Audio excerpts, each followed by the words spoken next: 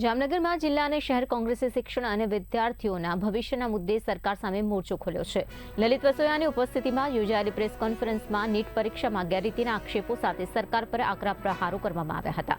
કોંગ્રેસે છાત્ર ગુંજ અભિયાનની જાહેરાત પણ કરી છે, જેના માધ્યમથી વિદ્યાર્થીઓ અને વાલીઓ વચ્ચે જનજાગૃતિ લાવી સરકારને ઘેરવાની તૈયારીઓ દર્શાવાઈ છે।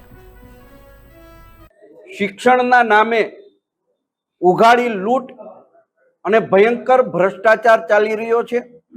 તાજેતરમાં જ નીટની પરીક્ષામાં આ દેશના 22 લાખથી વધારે વિદ્યાર્થીઓએ પરીક્ષા આપી। એમાં ગુજરાતના 80,000 વિદ્યાર્થીઓ પણ પરીક્ષા આપવામાં હતા।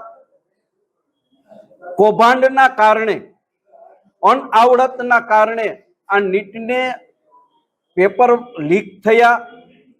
એ નીટના પેપર લીક નથી થયા, પરંતુ આ દેશના 22 લાખ જેટલા વિદ્યાર્થીઓનું ભવિષ્ય ફૂટ્યું છે।